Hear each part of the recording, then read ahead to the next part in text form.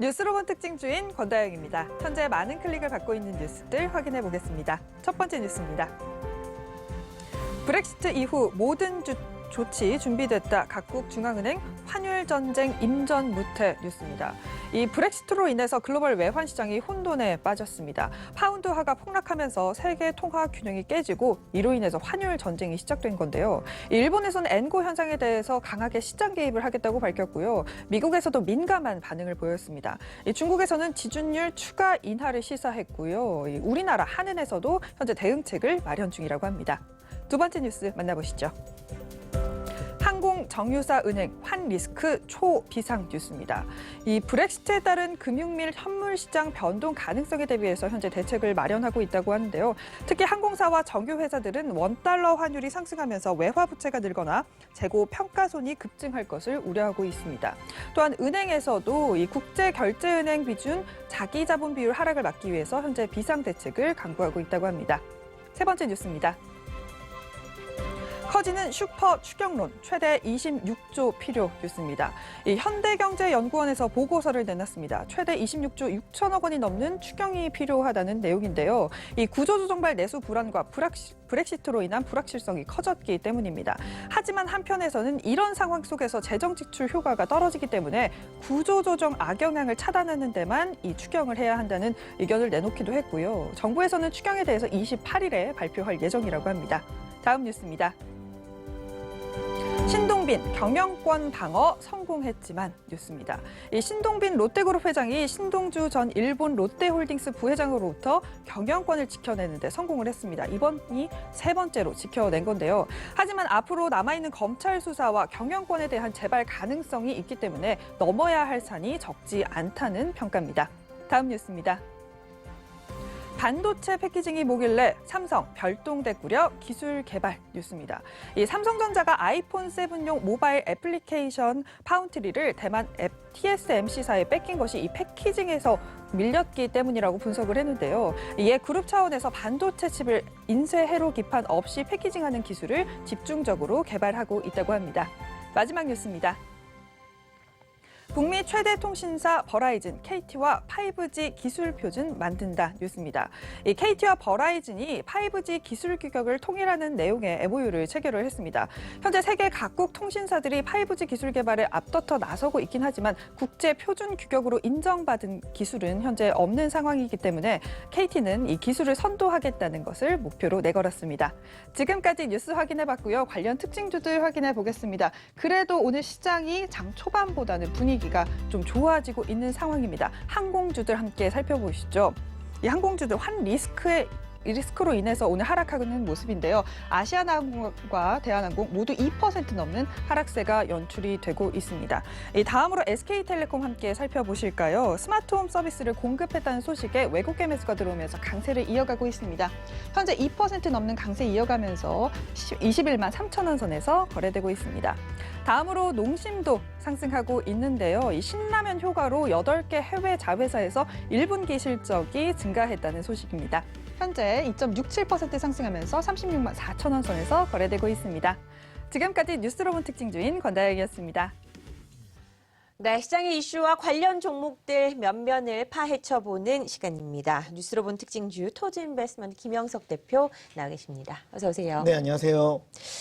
격변기라고 볼 수가 있겠죠. 뭐 그렇습니다. 시장 크게 보면 이렇게 변동성이 큰 구간도 자주 나타나지는 않을 것 같습니다. 각국 중앙은행들이 변화에 대한 대비책을 내놓고 있는데 가장 중요한 것이 이제 환을 잡는 겁니다. 널뛰기를 하고 있는 이 환율 어떻게 준비 중인지 좀 궁금한데요. 네, 이미 뭐 이제 앞서서 많은 설명을 들었었듯이 그 스위스 같은 경우에는 먼저 지난주에 이미 환율 시장에 개입을 했다라는 말씀을 전해드린 바가 있으실 거예요.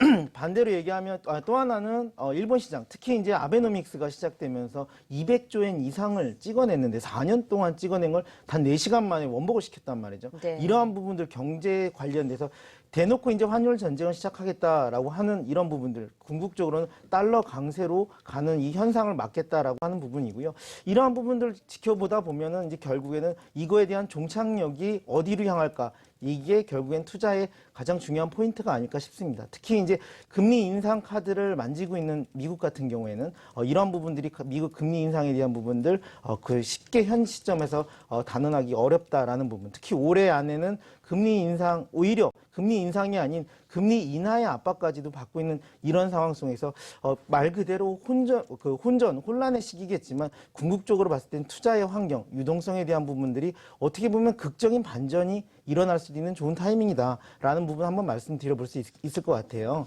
그래서 이런 부분을 너무 걱정할 필요는 없어 보이고 다만 지금 이제 객관적인 사실들, 뭐 파운드와의 급락 이런 부분들은 어느 정도 진정되기까지는 뭐 단시간 소요가 될 것 같은데 김진애 앵커님 기억하시나요? 우리 지난주 목요일 날 네. 저희가 그렉시트 전 투표 전날 하루 전날 그런 말씀을 했었어요. 외국인과 기관들에 대한 포트폴리오가 다음날 이상하게 투표를 진행할 때 그렉시트 쪽으로 무게를 실어서 거래를 하고 있다. 외국인들이 지수 자체를 1,800까지 보고 있는 것 같다라고 설명을 그렇습니다. 해주셨었죠. 예. 예. 외국인과 기관이 그 당일날에 지수 1,800, 뭐 개인 투자자만 2,000 이상을 바라보고 있는 이런 상황이다라고 했는데 어제 그렉시트 결정이 난 이후에 외국인과 기관들의 포지션을 보게 될 경우에는 네. 이제는 하락은 거의 끝났다라고 포지션을 바꿔놨어요. 그런 와중에서 야간 거래에서도 마찬가지로 외국인들이 장중에 거래했던 선물 매도에 대해 대부분 6천억 이상을 야간에 다시 회수를 해서 들어왔거든요. 네네. 이러한 부분들은 추가적인 하락은 직전 낙폭보다는 적을 거다라는 포인트를 확인할 수가 있겠고 이런 외국인과 기관들 포지션을 보면은 과거에 그렉시트가 일어났을 때 그렉시트에 대한 우려감, 그리스가 유로존을 탈퇴할 때에 대한 우려감과 포지션이 완전히 다르다는 거죠. 시장에 대한 분위기를 이건 일시적인 이벤트다라고 보고 오히려 오늘 같은 경우 장전에 보면 지금 진행하는 이 시간 동안에 보면 외국인과 기관은 오후장에 반등을 예상을 하고 있어요. 네. 지수가 빨간불이 들어올 거다라고 지금 포트폴리오를 짜고 있는 그런 상황을 확인할 수가 있기 때문에 단기적인 낙폭에 너무 위험자산, 특히 주식에 대한 부분 걱정이 많이 할 필요는 없겠다라는 말씀 한번 드려보고 싶습니다. 종전처럼 급격한 하락은 나타나지 않을 것이다. 외국인들의 수급 포지션을 보면 그렇다라는 거죠. 사실상 그날 당일날 금요일 당일에 외국인들의 양매수가 사실 있었습니다. 밑에 그렇습니다. 쪽으로 하락으로 베팅하는 것, 상승하는 베팅이 있었기 네. 때문에 장중 변동성 외국인 그때도 또 먹을 수 있었고요. 오늘 같은 경우에도 오히려 상승 쪽으로 베팅하고 있는 모습이 나타나고 있다라고 설명을 해주셨습니다. 환율 관련주가 우리 시장에 있습니다. 앞서서 저희가 종목으로 살펴봤었는데 항공주들이 오늘 하락세를 기록을 하고 있어. 이제 환을 해야 되는 종목죠. 트레이딩을 해야 되는 그런 종목들이 좀 피해를 보고 있는 것 같습니다. 어떻게 대응 전략을 세워야 될까요? 일단 환율에 대한 부분, 미국 달러화에 대한 강세 이런 네. 부분들 결국에는 우리나라 원화가 10원 이상 오르면 항공주들 특히 이제 대한항공, 아시아나항공은 적게는 100억대에서 많게는 뭐 수백억대까지 손실이 발생을 할 우려가 있다라는 말씀 드려보겠는데요.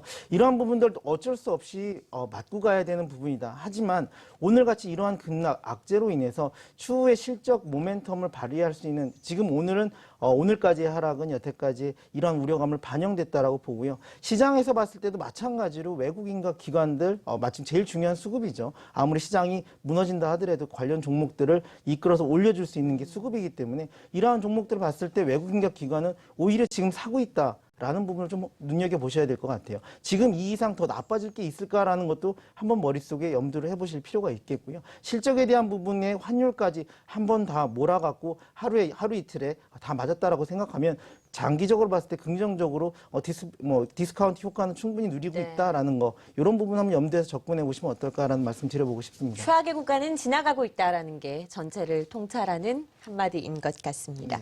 하반기 추경 가능성이 커지고 있습니다. 앞서서 뉴스로 확인했듯이 최대 26조 원이 필요하다라는 의견도 있는데요. 네. 어떻게 전망하고 계십니까? 일단 2009년도에 추경이 가장 크게 일어났던 게 36조 원대 추경이 한번 일어났었죠. 그 뒤로는 추경이 있더라도 한 10조 원 내외로 이렇게 움직였습니다. 이 현 시점에서 추경을 하게 되면 아무래도 전방위적으로 돈을 다 뿌릴 수는 없을 것 같고요. 구조조정에 가장 임박해 있는 뭐 조선이라든지 해운 이 업종으로 집중될 가능성이 꽤 높다. 이런 부분들 한번 눈여겨보실 필요가 있을 것 같아요. 특히 이제 이런 추경을 진행을 할 때 국가에 대한 그 부채 비율 자체가 워낙 높아지는 부분들 아무래도 정부가 염두를 하고 있을 겁니다. 이러한 부분들에 대해서 적극적인 추경 규모라든지 규모를 36조 원을 선택을 한다라고 하더라도 전방위적인 업종으로 뿌리진 못하고 단기간 내 실적을 끄집어낼 수 있는 그런 쪽에 돈을 써야 된다라는 쪽으로 아마 몰릴 가능성이 높을 것 같아요.